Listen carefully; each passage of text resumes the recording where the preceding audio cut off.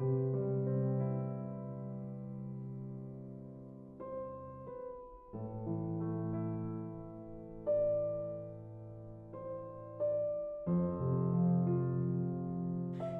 दोस्तों, मैं पल्लवी विनोद आज आप सबको सुनाने जा रही हूँ हंस के सितंबर अंक में छपी एक बेहद खूबसूरत कहानी पानी से न लिखना पत्थर पे कोई नाम, जिसकी लेखिका है अनुराधा सिंह जी, जो एक बहुत अच्छी कवित्री भी हैं।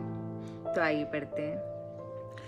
पीवी जब पहली बार मुझसे मिली तो एक मंगोल राजकुमारी सी कमनीय तरुणी थी। दूध और पीतल से मिलकर बना नाजुक चेहरा, तिरक खिंची आंखें और जहर बुझे से नीले होठ। जाने किस रिश्ते की मौसी या चाची ने उसे सिखा दिया था कि लड़कियों के होठों का गहरा रंग एक अशोधनीय शारीरिक दोष है, सो पति के सामने उन्हें गुलाबी रंगे रहना चाहिए। बहुत बाद में जब किसी दिन मैंने उसे बताया कि पहली बार देखकर बस उन नीले होठों का जहर पीकर मर जाने की इच्छा हुई थी, तो कुछ तो समझी कि घर में होठ रंगने बंद कर दिए। लड़की क्या थी, जैसे किसी गृहस्थन के संदूक की तली में रखी रेशमी रुमाल की वह नन्ही नाजुक पोटली, जिसमें छुट-पुट जेवर लिपटे रखे रहते हैं। मैंने उसे दोनों तरह से खोलने की कोशिश कर देखी, आहिस्ता आहिस्ता एक एक तह करके और फिर एकाएक पूरा भी। पर उसने तो जैसे कसम खाई थी कि जो मैं सोचूं ठीक उसके उलट निकलना है। आहिस्ता से पहली परत खोलना चाहता तो वह सेमल के पके फल सी पूरी खुल जाती। घर भर में उसके बातों और किस्सों के बहुआ उड़ते फिरते, और एक बार की पूरा खोलने का उपक्रम करता तो गड़बड़ा कर चुप हो जाती, जैसे उस भारी संदूक का ढक्कन अचानक गिरकर बंद हो गया हो, जिसकी तली में वह मुझे रखी मिली थी। अब तक मेरे पुरुष दोस्त ही रहे थे, जब तक चाहो उनके साथ लफंदरी कर लो, कोई जवाबदेही नहीं। वे तुम्हारी फौरी जरूरत लायक खुलते जाएंगे, फिर हमेशा ही उतने उघड़े बने रहेंगे, या नहीं कि रोज खोलने जानने और फिर लपेट के रखने की मशक्कत कराएं। जल्दी मैं उसकी बहुत लड़की होने से थक गया और अनमना रहने लगा। वह चाहती कि मैं उससे ऐसा प्रेम करूं जैसा और किसी से नहीं करता, और ऐसा प्रेम करना लौंडों को किसी औपचारिक अनौपचारिक सिलेबस में नहीं सिखाया जाता। बाकी क्या क्या सिखाते हैं यदि आप नहीं जानते तो अब जानना भी नहीं चाहिए। और चाहती रविवार को हम दिन भर घर में रहकर बातें करें, फिर शाम को बाहर जाएं, वहां भी बातें करें, लौटकर प्यार करें और फिर बातें करते करते ही सो जाएं।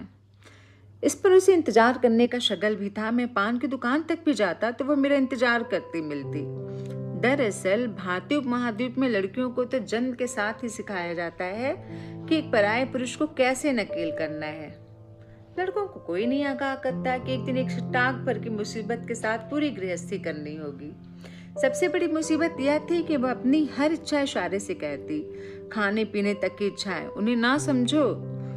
जो आप और हम जैसे कुपड़ नहीं ही समझते तो अलग ही गिल्ट पीछे आने लगता। सो किसी रिश्तेदार के घर में दिखने आई एक अपरिचित किशोरी सी युवती, जो पहली नजर में मुझे लुभा गई थी, अब बीवी बनने की कोशिश करती तो खिजाती। बीवी अपनी सूरत जैसी अबोध भी ना थी। शादी के पहले ही एक सुदूर महानगर में ऑटिस्टिक बच्चों के स्कूल में पढ़ाती थी। जीनोमिक्स जैसे विशिष्ट विषय में परास्नातक करने के बाद भी वह बिल्कुल भिन्न क्षेत्र यानी स्पेशल एंड इंक्लूसिव एजुकेशन में ट्रेनिंग लेकर यह नौकरी करने लगी थी। मैंने देखा और महसूस किया था कि उससे अपने इस काम से बहुत लगाव था, पर जाने क्या हुआ कि ब्याह होते ही मुझसे दूर रहने की बात उसे डराने लगी। मेरे कुछ सोचने से पहले ही वो बता देती, यही प्यार होता है। मैंने तो खैर कहा था कि शुरू में वहीं रहकर अपना काम जारी रखे, हम 2-4 महीने में एक बार मिलते रहने की जुगत बढ़ाते रहेंगे और कुछ साल बाद मुझे किसी बड़े शहर में पोस्टिंग मिलने पर वहां साथ रहकर अपने अपने काम कर सकेंगे। पर जितने भी दिन मुझसे दूर रही, रोना धोना मचाए रही और साल भर के भीतर सब छोड़ छाड़ कर यहाँ मेरी सरकारी पोस्टिंग वाले धूल भरे कस्बे में आ बसी। उसे समझना अलका गोरस के रहस्य व तिलिस्म खुलने से कहीं दूर था। शहर में पली बड़ी वह बिना किसी खेत के बहुत हुआ तो 500 किताबों से बने एक टूटे फूटे पुस्तकालय व 4-5 परचूने व कपड़ों की दुकान वाले इस उजाड़ कस्बे के एक साधारण घर में दिन भर किताबें पढ़ते हुए मेरा इंतजार करती। मुझे तो खैर खासा अफसोस था कि करियर बनाने के दिनों में उस पर गृहस्थी बसाने का भूत सवार था, और गृहस्थन भी जो सो की बस। दरअसल यह बात मुझे देर से समझ में आई कि बिना नौकरी या काम काज कर रह ही नहीं सकती थी, पर मेरा साथ उसके लिए जीवन जीने की पहली शर्त थी। मैं कैसे समझता उसके इस घर बसाने के हुनर को। मुझे उसके लिए कभी कुछ नहीं छोड़ना पड़ा। बीवी घर में अकेली रहती, फिर भी शाम को पूरा घर मुझे यूं उल्टा पुल्टा मिलता जैसे पड़ोस के शैतान बच्चे या चोर लुटेरे अभी अभी यहाँ से निकले हों। घर भर में बिखरी किताबें ही किताबें और कहीं कहीं उनमें मिले हुए कपड़ों के अंबार भी। वो खुद भी मुझे रात के नाइट सूट या गाउन में किसी किताब में दबी मिलती। मैं घर में घुसते हुए त्योरियां चढ़ाता तो वो हाथ की किताब छोड़ कुछ बढ़िया बनाती, नहाती और फिर पालतू बिल्ली की तरह मेरे आस पास घूमने लगती। वह रेशम के अंतहीन धागे के लच्छे जैसी थी उसकी काया, बाल और बातें। मैं उलझ ही जाता। घर उसी हाल में अनंत काल तक अपने उद्धार की प्रतीक्षा में पड़ा रहता। मुझे अपनी किस्मत पर अचंभा होता, आप इसे अफसोस भी कह सकते हैं। बेपरवाह प्रेमी के कमरे में घुसते ही पल भर में उसके नर्क को स्वर्ग बना देने वाली लड़कियां, जिन्हें आज तक मैं फिल्मों और उपन्यासों में देखता पढ़ता रहा था, मेरी बारी आने पर न जाने कहाँ मर खप गई सारी की सारी। यानी वह अपनी और मेरी बहनों या दूसरी औरतों से सुघड़ नहीं थी। कपड़े मशीन में धो देती, इस्त्री करवा देती, पर उन्हें ठीक से रखना नहीं जानती थी। तह लगाने के लिए धुले कपड़ों के ढेर के बीचों बीच बैठ जाती और काफी देर उनमें उलझी रहती। बीच बीच में उसे दूसरे काम याद आते जाते और इस तरह धुले कपड़ों का वह ढेर कई दिन तक वहीं पड़े पड़े बड़ा होता रहता। थक कर मैंने ही अलमारी में अपने कपड़े सहेजने शुरू कर दिए। मैं उससे कहता कुछ नहीं पर नाराज रहता। बेवकूफ इतना भी नहीं समझती थी कि ये सब उसके काम थे। मुझे सब एकदम तैयार और ठीक ठाक मिलना चाहिए था ताकि अपना पूरा ध्यान अपनी प्रैक्टिस पर लगाकर आला पोजीशन हासिल करता। इतनी भी विनम्रता नहीं थी उसमें थी कि समझती मैं यह मेहनत उसके और उसके होने वाले बच्चों के लिए करता था। वह तो अक्सर खाना बनाते ही रसोई बिखरी छोड़ कागज कलम उठा एक डायरी में अपने सन के लिखने बैठ जाती थी। बस एक दो बातें ही थीं जो उसके शेष व्यक्तित्व से थोड़ी भी मेल नहीं खाते हुए उसकी पत्नी की भूमिका में जरा बहुत हटा देती थी। जैसे कि कुशल महराजिन की तरह वह चुटकियों में अनगिनत व्यंजन बनाना जानती थी। मैं सुख से खा तो लेता, लेकिन गृहस्थी के साथ सवार को लेकर उसकी अस्त व्यस्तता मुझे भीतर ही भीतर अधपक्की ज्वालामुखी सा धधकाती रहती थी। फिर जैसे ही वह कभी मेरे प्यार में आई कमी या दिन भर उबने का उल्लेख करती, मैं फट पड़ता। दैहिक सुख के लिहाज से हमारा संबंध सुखी कहा जा सकता था। कम से कम उसने तो कभी कोई असंतोष नहीं जताया था। पर प्यार की सौगातों का मैं क्या करता जब घर गृहस्थी ऐसी व्यवस्थित थी। कभी कभी तो लगता है इसका कोई स्क्रू ढीला है जो पकते झकते इतने दिन हो गए और यह इतनी सी भी बात नहीं समझी। बहुत कम बार ही ऐसे हुआ कि मेरे ठंडे और क्रूर रवैये के विरोध में उसने अपना रौद्र रूप दिखाया। तब बहस मुबासे भी हुए, पर इन सब से बनने के बजाय बात और बिगड़ती गई। यानी मेरे पतित्व के आगे उसके साम दाम दंड और भेद सब नाकाम हो चुके थे। एक बार झगड़ा करने के बाद उसने रोते हुए कहा था, तुम्हें जाने क्या क्या चाहिए मुझसे, मुझे तो बस तुम्हारा प्रेम ही चाहिए था। झगड़े के बाद बीवी का यह रोना और फिर प्यार का ऐसा इजहार भी मुझे एक सनक से अधिक कुछ नहीं लगता था। ऐसा नहीं कि सब शुरू से ऐसा था। शुरुआत में जब मैं दूसरे शहर उससे मिलने जाता, रात रात भर पिताब धातु से गढ़े उसके सुतवा चेहरे को निहारा करता। उसके सो जाने के बाद भी लेखक विचारक जैसी कुछ नहीं थी, पर वह मुझे वैसी ही लगती, अबूझ और विलक्षण। हमारे बीच की हर सामान्य घटना को बहुत चाव या निराशा से देखने का उसका हुनर उन दिनों मुझे खूब चकाचौंध करता। उसकी हर बात अनोखी और गर्व करने योग्य लगती। बढ़िया स्कूल और कॉलेज की शानदार डिग्रियां, राज्य स्तरीय व राष्ट्रीय स्तर पर जीती हुई तमाम प्रतियोगिताओं के प्रमाण पत्र और पदक मुझे उसके प्रति गर्व और आदर से भरे रखते। लगता कोई अलग भी निधि हाथ लगी है, कहाँ रखूं, कहाँ उठाऊं। हमारी दूरी के उन दिनों में मैं खूब सराहना भरे पत्र लिखता था उससे। वह भी धीरे धीरे मेरे मोह के सागर में तीरती मछली से मेरे परे की दुनिया के स्वाद, गंध, स्पर्श, सब भूलती गई और जिस निश्चल आसक्ति से मुझे ताकती, जिस चाव से वो मेरे काम करती, मुझे भी वह सब कुछ अपनी खूबी और हुनर लगने लगा। कोई साल भर गुजारा हमने ऐसे प्रेम में, फिर वह मेरे पास आ गई।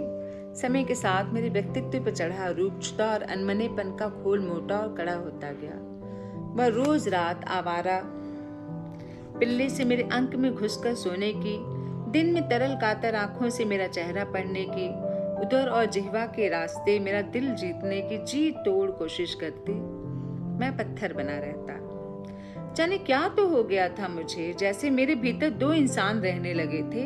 एक जो उसके व्यक्तित्व और प्रतिभा पर लट्टू होकर उसे अपने जीवन में लाया था, जो साल भर उस पर न्यौछावर हुआ, अब भी मित्रों, परिजनों, सहकर्मियों के सामने सच्चे हृदय से बहुत प्रशंसा करता था, जो उसकी भौतिक आवश्यकताओं को समझने, पूरा करने में आत्मिक आनंद का अनुभव करता था, जो उसके कभी भी कहीं आने जाने, किसी से भी मिलने जुलने, खुले हाथों खर्च करने को निरंतर प्रोत्साहित करता, नए नए मित्र बनाने, महंगे शौक रखने और पूरा करने को उकसाता था।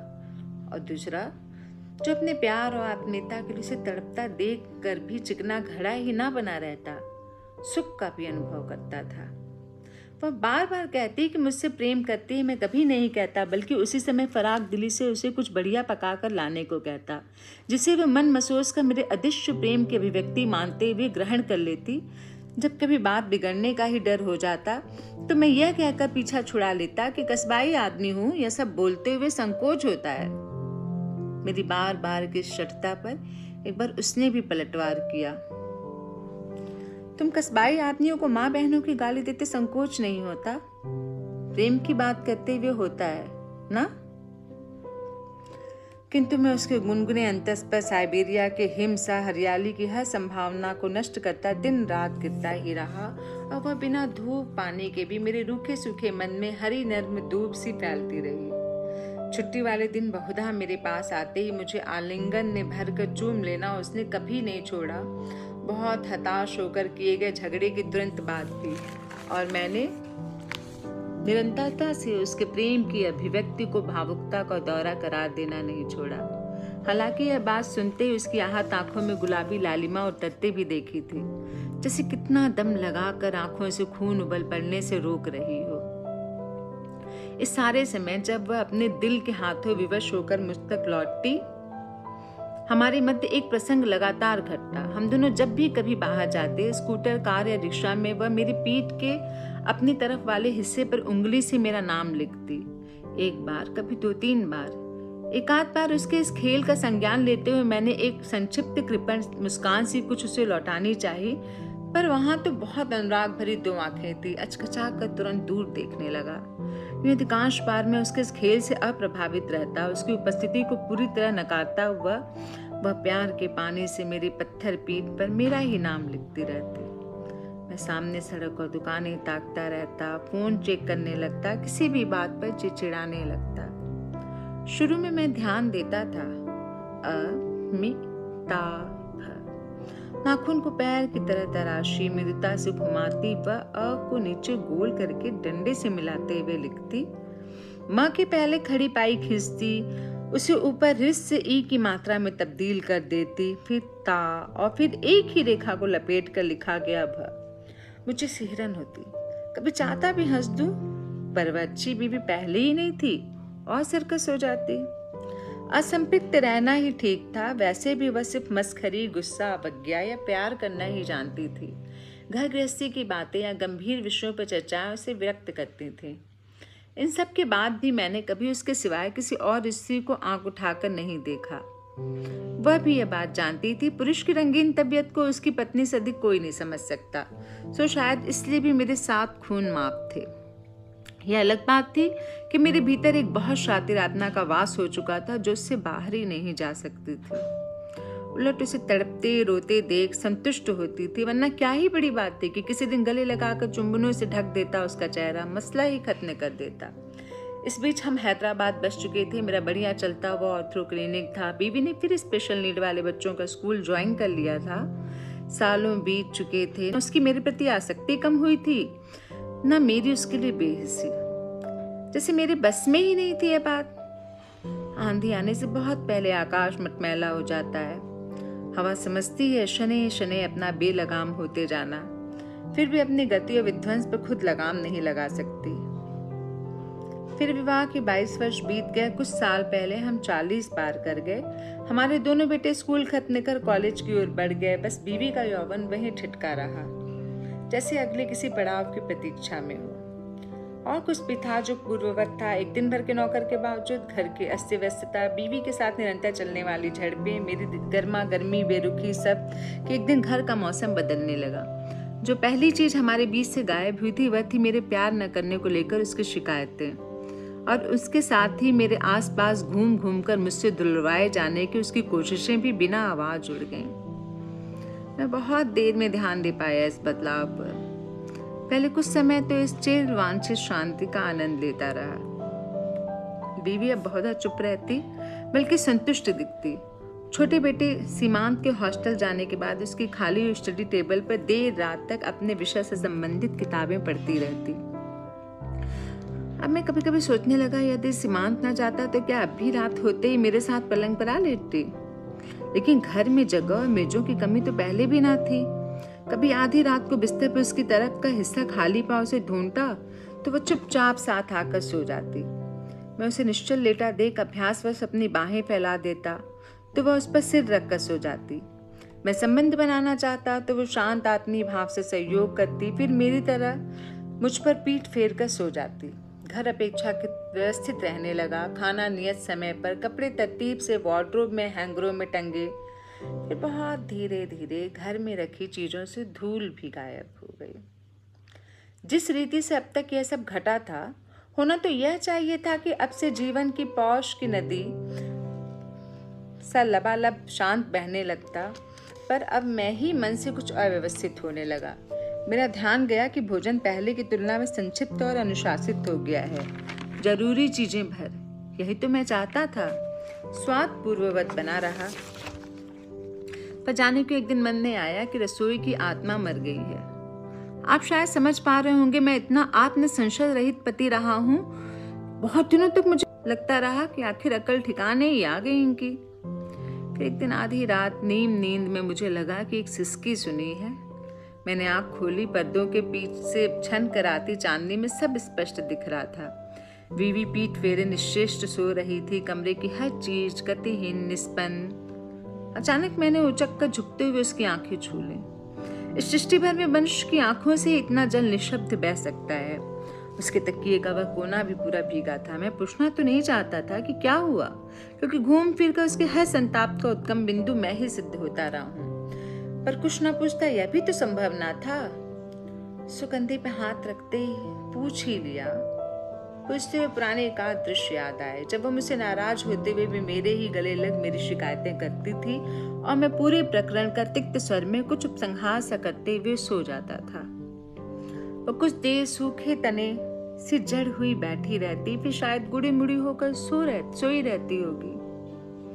पर अभी उसने बहुत धीरे से, लगभग ना सुनाई देती हुई आवाज में कहा, कुछ नहीं। मैंने फिर पूछा, तो क्यों रो रही हो?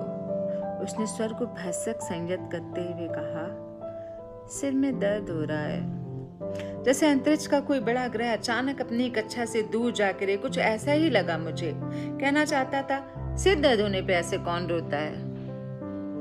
सुबह तक चुपचाप लेटा छत को देखता रहा, जो बहुत धीरे धीरे सलेटी से सफेद हुई। परसों बड़े अभय ने फोन पर कहा था, पा कुछ भी कहना बंद कर दो माँ को। डॉक्टर राहुल सिंह से मिले थे हम दोनों।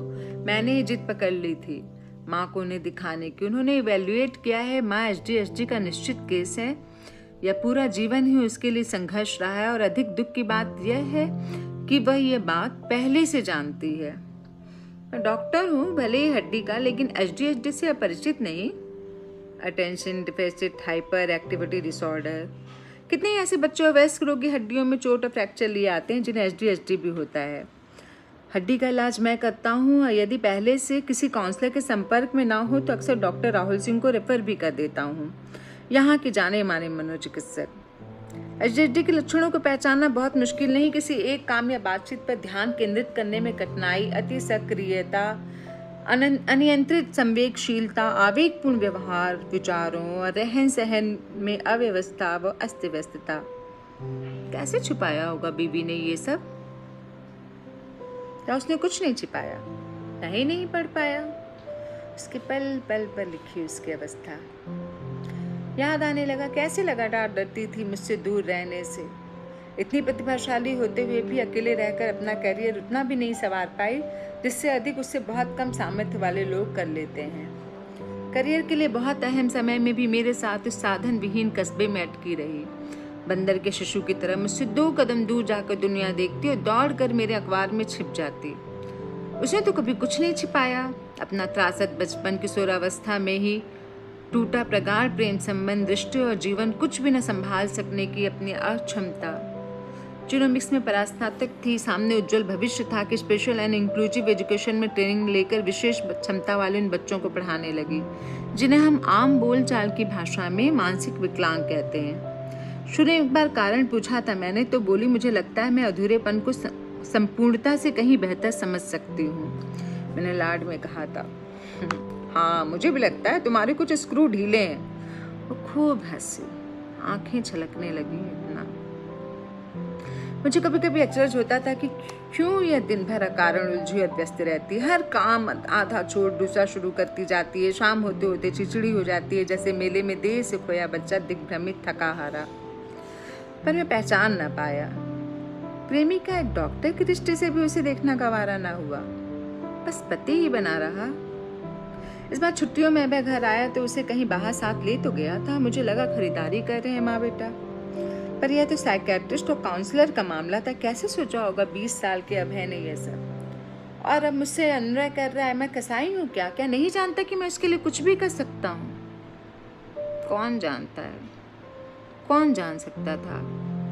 अबे शुरू से ही मधु से बहुत सटा रहता, एक हद तक सीमांत भी। जैसे दुर्बल पौधे को सहारे के लिए तरुण शाख मुफीद आती, विशाल वृक्ष नहीं।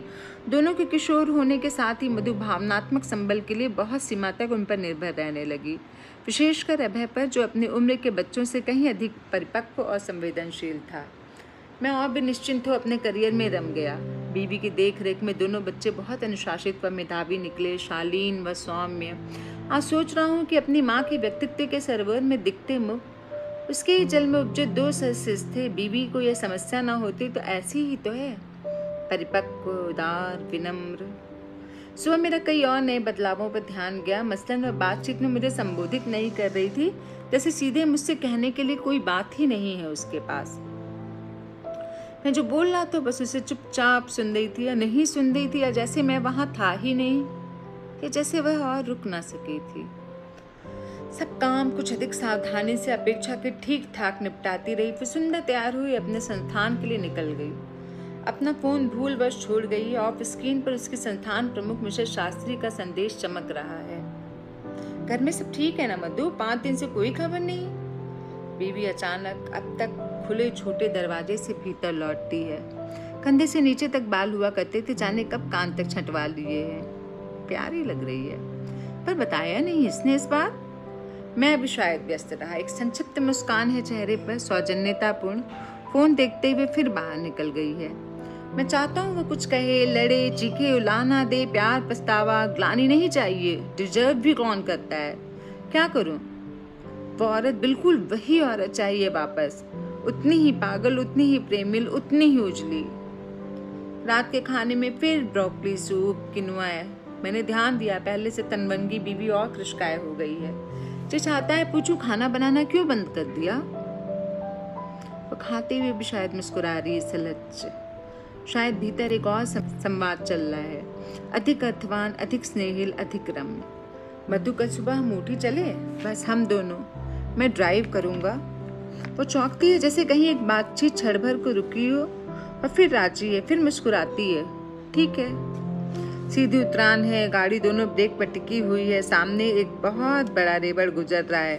पहले की बात होती तो मैं अधीर होकर बकने झकने लगता, पर अब एक अदृश्य शक्ति से हर पल इस स्त्री को निहारता हूँ जो अभी मुग्ध होकर इस रेवड़ को निहार रही है। यही है ना यह इस समय मेरे साथ? पिछले 2 दिन उद्दाम प्रेम से ढक दी है मैंने इसकी आत्मा और देह। यही एक इकलौता समाधान था मुझ जैसे साधारण दुनियादार आदमी के पास। अकेला हल, अकेला हथियार। पर इसे देखता हूँ तो लगता है जैसे तिल भर भी नहीं छू सका हूँ। एक अदृश्य दीवार गढ़ ली है इसने अपनी देह और हृदय के बीच। हर क्षण कार से बाहर देखती हुई गुम है अपने आप में। बीवी, एक बार लिखो ना मेरी पीठ पर मेरा नाम। कोई चीखता है भीतर अंततः।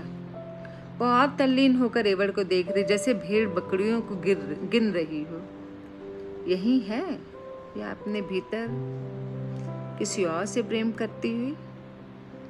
भीतर की आवाज़ हकलाने लगी है। इस बार बकरियां बहुत धीरे धीरे गुजर रही हैं। सड़क के एक और पहाड़ी, दूसरी ओर ढलान उतरती। बीवी का हाथ मेरे बाएं कंधे के पास आ टिका है। मैं अब जानता हूँ रोम रोम कैसे करता है प्रतीक्षा। मुझे छू लो बीवी। देह की एक एक कोशिका, त्वचा का एक एक तिल और एक एक मुंह की याचना।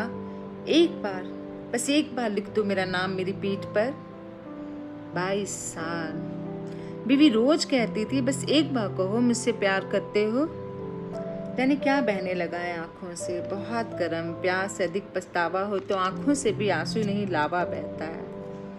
उंगली अचानक शुरू करती है लिखना। मैं दम साध लेता हूँ और लिखो अ। उंगली घूमती है म या सा और उस पर रिस ऊ की मात्रा और रुक जाती है। बहुत तेज बारिश शुरू हो गई है। पहाड़ है ना। धन्यवाद।